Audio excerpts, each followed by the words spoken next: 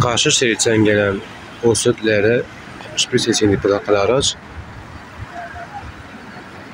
sol şeritten gelen sürücüsü 16 yaşında olan çocuk bu araç çarpıp kaza gerçekleşiyor.